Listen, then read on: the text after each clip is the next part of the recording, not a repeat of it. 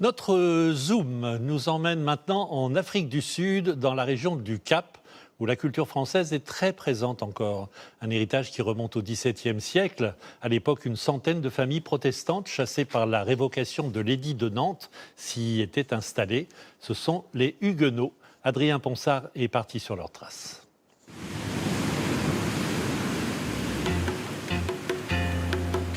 Ces paysages où mer et montagne se rencontrent sont ceux de la ville du Cap.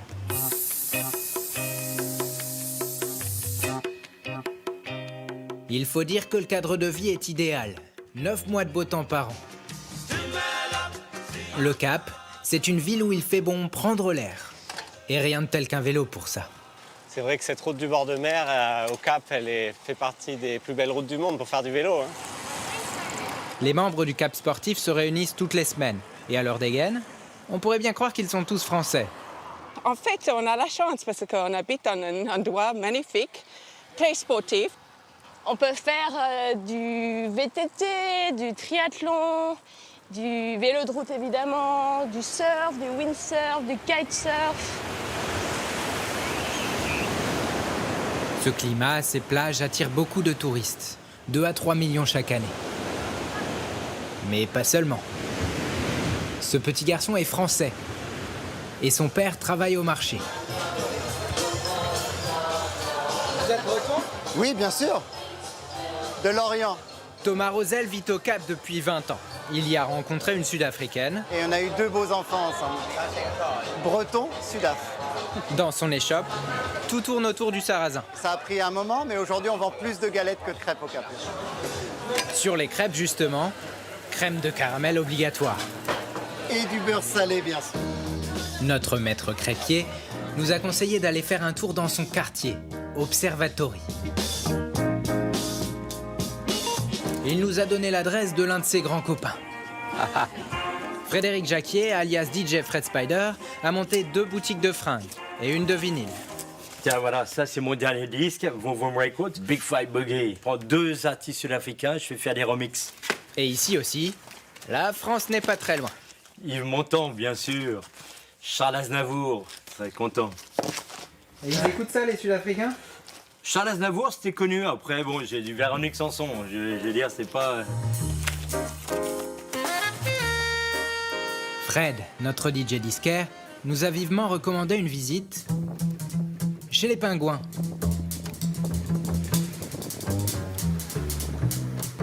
Sur le chemin du retour, ce sont les babouins qui nous ouvrent la route. La vie sauvage n'est jamais très loin.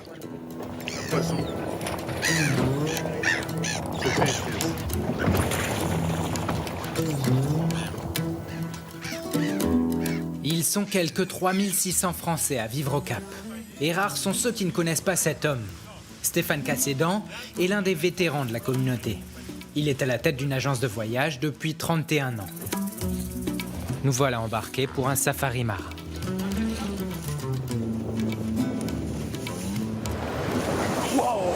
Mais si nous naviguons aujourd'hui, c'est pour reconstituer un morceau d'histoire. Regardez cette majesté extraordinaire. C'est ça que les Huguenots français qui sont arrivés au milieu du XVIIe siècle ont vu. Plus de 3 siècles avant nous, les Huguenots, ce sont ces protestants français qui, persécutés en France suite à la révocation de l'édit de Nantes par Louis XIV, fuient le pays. Beaucoup se réfugient aux Pays-Bas. Certains d'entre eux y sont recrutés par la Compagnie des Indes orientales, déjà installée au Cap. Cape Town est une importance vitale pour les compagnies des Indes. C'est le point de passage au milieu de la route qui va vers la route des Indes. Et il est très important dans un voyage qui est très long d'y faire escale. 178 familles huguenotes font le voyage. Le bateau, à l'époque, qui amène ses premiers Français, met 4 mois et demi pour venir jusqu'ici. Et 19 personnes vont mourir au cours de ce voyage. Très vite, ces Huguenots sont envoyés dans l'arrière-pays. Le gouverneur leur a promis autant de terres qu'ils pourront en cultiver. Certains d'entre eux s'installent dans une vallée derrière les montagnes, à 60 km de là. 2 jours de voyage en charrette à l'époque. La vallée est peuplée d'éléphants. Ils mettront 3 ans à défricher. Et très vite, on nommera le lieu Franschhoek, le coin français.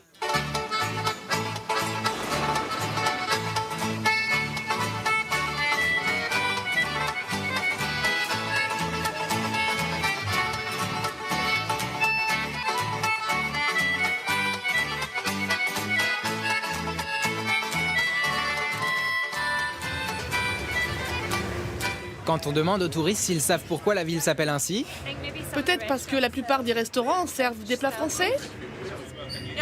C'était une ancienne colonie française, je crois. ceux-là ne sont pas encore passés par le musée des Huguenots.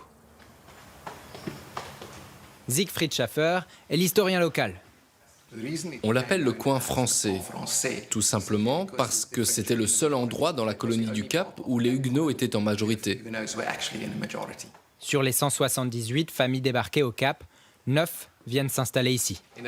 Dans beaucoup de cas, les Huguenots ont quitté la France avec seulement leurs habits sur le dos et parfois une Bible. Celle-ci appartenait à un certain Paul Joubert. Il l'aurait fait sortir de France en la cachant dans une miche de pain. D'autres objets ont un passé moins glorieux. Ça, c'est une cloche qui servait à appeler les esclaves. Et ce service de table français appartenait à la famille de Villiers. Ils sont devenus assez riches et possédaient un grand nombre d'esclaves. Le nombre de Huguenots qui se sont installés dans la colonie du Cap est très faible. Ils représentent 1% seulement de ceux qui ont fui la France. Mais ils ont joué un rôle disproportionné dans le développement de l'Afrique du Sud. On s'en doute bien, Siegfried Schaffer connaît du monde à Franschhoek. Il nous a arrangé un petit rendez-vous. Cet homme est maître bâtisseur, comme son père, comme son grand-père. Comment vous vous appelez? My name is Gideon Roux. Comment ça s'écrit? R-O-U-X. Roux. Je suis de la 9e génération à habiter Franschhoek. Pierre, le deuxième fils de Paul, est le premier enfant huguenot à être né en Afrique du Sud. Pierre n'a probablement presque jamais parlé français. La langue était proscrite, interdite à l'école et à l'église. La messe se tenait en néerlandais. En une génération seulement, la langue française a disparu. Les Néerlandais ont essayé de détruire ce qu'il y avait de français chez ces Français. Parce que c'étaient des réfugiés, ils avaient peur d'eux. On a toujours notre identité, mais on a perdu notre culture. Notre culture est devenue sud-africaine.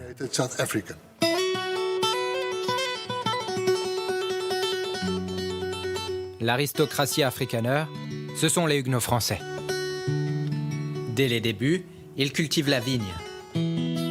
Aujourd'hui, à part le pinotage, invention sud-africaine, tous les cépages cultivés dans le pays sont originaires de France. 3 siècles après eux, un homme venu lui aussi de France a décidé de s'investir dans le terroir sud-africain en y produisant son propre vin. Christophe Durand fait équipe avec Sabrina, sa compagne et associée sud-africaine. Ce qui leur a mis le pied à l'étrier, il y a presque déjà 28 ans, ça a d'abord été l'importation de barriques françaises. Aujourd'hui, ils goûtent le nouveau millésime du Chardonnay, pressé 2 jours plus tôt.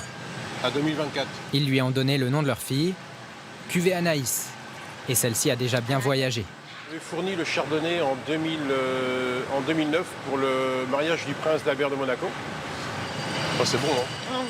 On est inspiré par la cuisine indienne et sud-africaine. Et ça influence notre cuisine. On se doit de faire du bon vin.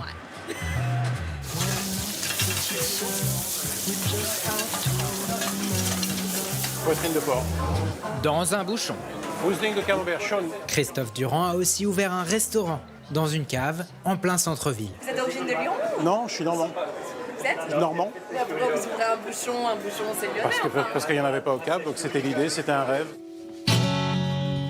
Christophe n'a pas caché son enthousiasme quand on lui a dit que nous allions ensuite à Glenolly pour y rencontrer un autre Christophe, le chef Christophe Dehaus, un grand ami de Christophe.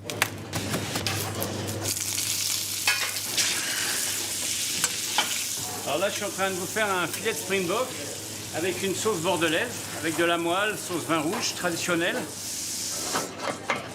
légèrement montée au beurre. Christophe Dehaus a 4 restaurants dans la région. Il propose une cuisine française avec des produits sud-africains. Les produits donnent un goût spécifique. Du springbok, c'est pas du chevreuil, c'est pas du cerf, ça reste du springbok. La cuisine sud-africaine n'est pas forcément une cuisine très sophistiquée. Historiquement, on mangeait des choses simples, on mangeait des choses qu'on pouvait préserver. Il y a vraiment eu une évolution incroyable sur les 30 dernières années de la cuisine sud-africaine. On est maintenant à la restauration et offre des choses fantastiques. Le domaine sur lequel Christophe Dehosse travaille appartient à une famille bordelaise, installée dans le vin depuis des générations. 57 hectares, 400 000 bouteilles chaque année, principalement les grands cépages bordelais. Cabernet Sauvignon. Un cépage bordelais planté sur un terroir différent va donner un vin totalement différent. On n'essaye pas de faire des vins de Bordeaux ici en Afrique du Sud. On essaye de faire des grands vins à partir du terroir sud-africain avec les cépages bordelais.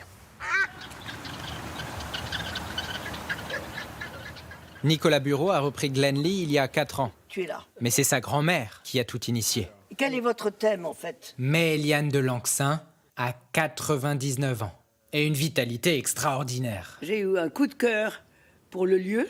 J'ai décidé d'investir en Afrique du Sud en 2003 et je devais avoir 78 ans. Elle a eu l'idée après avoir organisé un concours de vins d'assemblage. Dégustation à l'aveugle. Les vins d'Afrique du Sud ont été notés au-dessus des vins du Médoc. Donc, je ne veux pas enfoncer le Médoc dans cette conversation, au contraire. Je veux dire que on peut parler de qualité similaire. Au point de vue finesse, qualité tannique, ils sont des découvertes aussi magnifiques que les vins français. Les deux régions font partie des vins d'excellence, le top du top. Davantage de questions pièges? Zéro question piège. Tu trouves que j'oublie des trucs? Tu trouves que ça va? Oui, c'est parfait. C'est très bien. Tu me dis si j'oublie des trucs? Vignes, gastronomie, langue, culture, les Français ont porté leurs racines jusqu'à la pointe sud de l'Afrique. Certaines n'ont jamais pris, d'autres s'y épanouissent.